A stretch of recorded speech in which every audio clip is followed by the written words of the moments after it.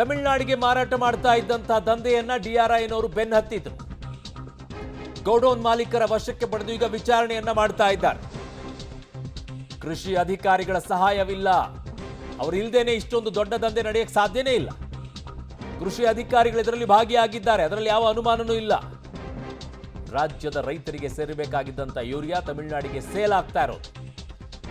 But ಮಾನ್ಯ ಕೃಷಿ ಮಂತ್ರಿಗಳು ಹೇಳ್ತಾ ಇರೋದು ಬೇರೆ, ಇದು ಕೇರಳಕ್ಕೆ ಸೇರ್ಬೇಕಾಗಿರುವಂತದ್ದು ಅಂತ ಹೇಳ್ತಾ ಇದ್ದಾರೆ.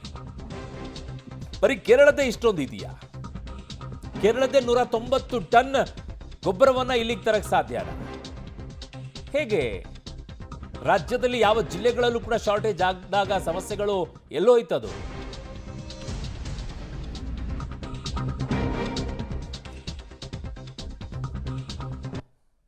ಸೊ ಈ ವಿಚಾರದಲ್ಲಿ ನನಗಿರುವಂಥ ಒಂದೇ ಒಂದು ಅನುಮಾನ, ಕೇವಲ ಕೇರಳದ ಮಾತ್ರ ಈ ಗೊಬ್ಬರವನ್ನು ತಗೊಂಡೋಗಿ ಈ ರೀತಿಯಾಗಿ ಗೋಡೌನಲ್ಲಿ ಇಟ್ಕೊಂಡ್ಬಿಟ್ಟು ಅದನ್ನು ತಮಿಳುನಾಡಿಗೆ ಕೊಡ್ತಾ ಇದ್ದಾರೆ. ಕರ್ನಾಟಕದ ಯಾವುದು ಶಾಮೀಲಾಗಿಲ್ವಾ? ಕರ್ನಾಟಕದಲ್ಲಿ ಯಾದಗಿರಿಯಲ್ಲಿ ಸಮಸ್ಯೆ ಆಯಿತು, ಕೊಪ್ಪಳದಲ್ಲಿ ಸಮಸ್ಯೆ ಆಯಿತು, ದಾವಣಗೆರೆಯಲ್ಲಿ ಸಮಸ್ಯೆ ಆಯಿತು, ಹಾವೇರಿಯಲ್ಲಿ ಸಮಸ್ಯೆ ಆಗಿತ್ತು, ಹಳೆ ಮೈಸೂರು ಭಾಗದಲ್ಲೂ ಕೂಡ ಕೆಲವು ಕಡೆಗಳಲ್ಲಿ ಸಮಸ್ಯೆ ಆಯಿತು. ಕಾರಣ ರಾಗಿ ಬೆಳೆಯಬೇಕಾದ್ರೆ ಯೂರಿಯಾನ ಬಳಕೆ ಮಾಡ್ತಾರೆ. ರಾಗಿ ಸೇರಿದಂತೆ ಕೆಲವು ಬೇಕು ಯೂರಿಯಾ, ಅತಿ ಹೆಚ್ಚು ಅಲ್ಲ, ಸ್ವಲ್ಪ ಪ್ರಮಾಣದಲ್ಲಿ ಬೇಕಾಗುತ್ತೆ.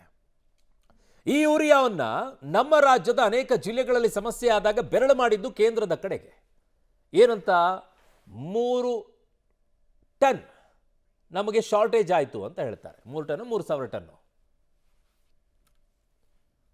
ರೆವಿನ್ಯೂ ಇಂಟೆಲಿಜೆನ್ಸ್ ಅವರು ನಮಗೆ ಇಂಥ ಯೂರಿಯಾ ಸಿಕ್ಕಿದೆ ಅಂತ ನಮಗೆ ಇನ್ಫಾರ್ಮ್ ಮಾಡಿದಾಗ ಅವರೇ ಮಹಜರ್ ಮಾಡಿ ಎಲ್ಲ ಇದು ಮಾಡಿ ನಾವು ಬಂದು ಇಲ್ಲಿ ಮಾದರಿಗಳನ್ನ ತೊಗೊಂಡಿದ್ದೀವಿ.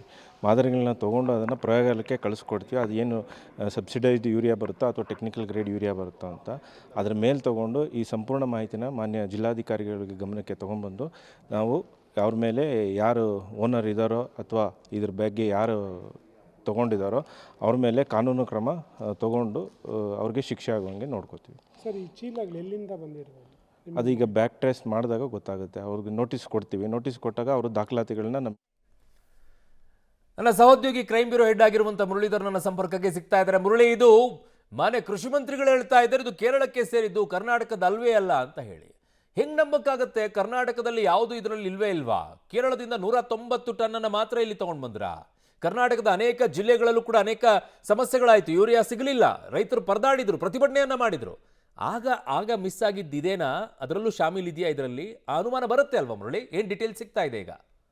ಖಂಡಿತವಾಗಿ ಅವರೋಣ. ಯಾಕಂದರೆ ಪ್ರಮುಖವಾಗಿ DRI ಅಧಿಕಾರಿಗಳ ಕಾರ್ಯಾಚರಣೆ ಸಂದರ್ಭದಲ್ಲಿ ಈ ಎಲ್ಲ ಮಾಹಿತಿಗಳು ಕೂಡ ಬಹಿರಂಗ ಆಗಿರುವಂಥದ್ದು. ಯಾಕೆಂದರೆ ತಮಿಳುನಾಡಿನಲ್ಲಿ ಯಾವಾಗ ಈ ರೀತಿಯ ಮಾಹಿತಿಗಳು ಸಿಕ್ತು, ಮಾಹಿತಿಗಳನ್ನು ಭೇದಿಸ್ತಾ ಹೋದ ಸಂದರ್ಭದಲ್ಲಿ ಕೇರಳದ ಬಾರ್ಡರ್ ಮತ್ತು ಕರ್ನಾಟಕದಲ್ಲಿ ಈ ರೀತಿಯಲ್ಲಿ ಸಂಚಲನಗಳು ಸೃಷ್ಟಿಯಾಗ್ತಿದ್ದಾವೆ. ಜೊತೆಗೆ ಅಲ್ಲಿ ಮಾರಾಟವನ್ನು ಮಾಡುವಂಥ ಪ್ರಯತ್ನಗಳನ್ನು ಮಾಡ್ತಾ ಇದ್ದಾರೆ ಅನ್ನೋದ್ರ ಬಗ್ಗೆ ಮಾಹಿತಿಗಳು ಸಿಕ್ಕಿರುವಂಥದ್ದು. ಯಾಕೆಂದರೆ ಮಾನ್ಯ ಕೃಷಿ ಸಚಿವರೇ ಹೇಳ್ತಾ ಇದ್ರು, ಕೇವಲ ಒಂದು ರಾಜ್ಯದಿಂದ ಮೊದಲು ಮಾತನಾಡೋ ಸಂದರ್ಭದಲ್ಲಿ ಒಂದು ರಾಜ್ಯದಿಂದ ಅಥವಾ ಕರ್ನಾಟಕದಿಂದ ಇಷ್ಟೊಂದು ಸಂಗ್ರಹ ಮಾಡಲಿಕ್ಕೆ ಸಾಧ್ಯ ಇಲ್ಲ, ಬೇರೆ ಬೇರೆ ರಾಜ್ಯದಿಂದನೂ ಕೂಡ ಬಂದಿರಬಹುದು ಅಂತೇಳಿ ಒಂದು ಹೇಳಿಕೆಯನ್ನು ಕೊಟ್ಟರು. ಅದಾದ ಬಳಿಕ ಮತ್ತೊಮ್ಮೆ ದೂರವಾಣಿ ಸಂಪರ್ಕಕ್ಕೆ ಬಂದ ಸಂದರ್ಭದಲ್ಲಿ ಕೇರಳ ಮೂಲದಿಂದ ಬಂದಿದೆ ಅನ್ನೋದ್ರ ಬಗ್ಗೆ ಒಂದು ಸ್ಪಷ್ಟನೆಯನ್ನು ಕೊಡಲಿಕ್ಕೆ ಮುಂದಾಗ್ತಾರೆ. ಯಾಕಂದ್ರೆ ಕರ್ನಾಟಕ ಅತಿ ದೊಡ್ಡ ರಾಜ್ಯ, ಕರ್ನಾಟಕದಿಂದನೇ 190 ಟನ್ ಅನ್ನ ಅವರು ಒಪ್ಪಲಿಲ್ಲ ಅಂದ್ರೆ ಕೇರಳದಿಂದ ಇಷ್ಟು ದೊಡ್ಡ ಮಟ್ಟದ ಬಂತು ಅನ್ನೋದ್ರ ಬಗ್ಗೆನೂ ಕೂಡ ಒಂದು ಕ್ಲಾರಿಫೈ ಅನ್ನ ಮಾಡಬೇಕಾಗುತ್ತೆ. ಯಾಕಂದ್ರೆ ಕೃಷಿ ಅಧಿಕಾರಿಗಳಿಗೆ ಸ್ಥಳದಲ್ಲಿ ಭೇಟಿಯನ್ನು ಕೊಟ್ಟಿದ್ದಾರೆ, ಅದನ್ನ ಪರಿಶೀಲನೆಯನ್ನ ಮಾಡ್ತಾ ಇದ್ದಾರೆ.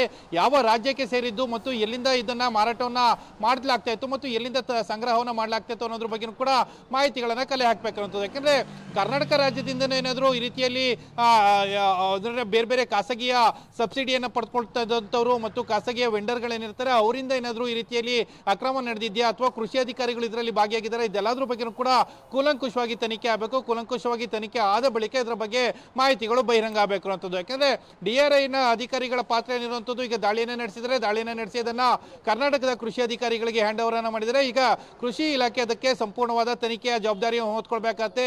ಇದು ಯಾವ ರಾಜ್ಯದಿಂದ ಬಂದಿದ್ದು ಅಥವಾ ಕರ್ನಾಟಕ ರಾಜ್ಯದಲ್ಲಿ ಇದರ ಬಹುಪಾಲು ಏನಾದರೂ ಇದೆಯಾ ಅನ್ನೋದ್ರ ಬಗ್ಗೆ ತಿಳ್ಕೊಳ್ಬೇಕಾದಂಥದ್ದು ಮತ್ತು ಇದರಲ್ಲಿ ಯಾರು ಶಾಮೀಲಾಗಿದ್ದಾರೆ ಅದೆಲ್ಲದ್ರ ಬಗ್ಗೆನೂ ಕೂಡ ತನಿಖೆಯಲ್ಲಿ ಬಯಲಾಗಬೇಕಾದಂಥದ್ದು. ಅಂದ್ರೆ DRI ಅಧಿಕಾರಿಗಳ ಕಾರ್ಯಾಚರಣೆ ಬಳಿಕ ಮುಂದಿನ ಕಾರ್ಯಾಚರಣೆ ಈಗ ಕೃಷಿ ಅಧಿಕಾರಿಗಳಿಗಿರುವಂಥದ್ದು. ಕೃಷಿ ಅಧಿಕಾರಿಗಳು ಮುಂದಿನ ತನಿಖೆಯನ್ನು ಮಾಡಬೇಕು. ಮುಂದಿನ ತನಿಖೆಯನ್ನು ಮಾಡಿ ಯಾರಿಗೆ ಸೇರಿದ್ದು ಮತ್ತು ಎಲ್ಲೆಲ್ಲಿಗೆ ಹೋಗ್ತಾ ಇತ್ತು ಮತ್ತು ಯಾವ ರಾಜ್ಯಕ್ಕೆ ತನ್ನ ತಲುಪಿಸುವಂತ ಪ್ರಯತ್ನಗಳನ್ನ ಮಾಡಲಾಗ್ತಾ ಇತ್ತು ಅನ್ನೋದ್ರ ಬಗ್ಗೆ ತಿಳ್ಕೊಳ್ಬೇಕಾದಂಥದ್ದು. ಅರಣ್ಯಲ್ಲಿ ಪ್ರಮುಖವಾಗಿ ಇರುವಂತಹ ವಿಚಾರ 220 126 ರೂಪಾಯಿಗೆ ಸಿಗ್ಬೇಕಾದಂಥದ್ದು 2,000ಕ್ಕೆ ಮಾರಾಟವನ್ನು ಮಾಡ್ತಾ ಇದ್ದಾರೆ. ಅಂದರೆ ಪ್ಲೈವುಡ್ ಮಾಡಲಿಕ್ಕೆ ಕಮರ್ಷಿಯಲ್ ಆಗಿ ಬಳಕೆ ಮಾಡ್ಕೊಳ್ಳುವಂಥದ್ದು, ಬೇರೆ ಬೇರೆಯ ಏನು ಫರ್ಟಿಲೈಸರ್ಸ್ ಕಂಪ್ನಿಗಳಿಗೆ ಮಾರಾಟವನ್ನು ಮಾಡುವಂಥದ್ದು, ಈ ರೀತಿಯ ಸಾಧ್ಯತೆಗಳು ಸಾಕಷ್ಟು ಇದ್ದಾವೆ. ಅದರ ಬಗ್ಗೆನೂ ಕೂಡ ತನಿಖೆಯನ್ನು ಈಗ ಕೃಷಿ ಇಲಾಖೆ ಅಧಿಕಾರಿಗಳು ಮತ್ತು DRI ಅಧಿಕಾರಿ ಇಬ್ಬರು ಕೂಡ ಮಾಡಬೇಕಾಗಿರುವಂಥದ್ದು. ಅರುಣ್, ಓಕೆ, ಹಾಗೆ ಸಂಪರ್ಕದಲ್ಲಿ ಮುರಳಿ ವಾಪಸ್ ಬರ್ತೀನಿ.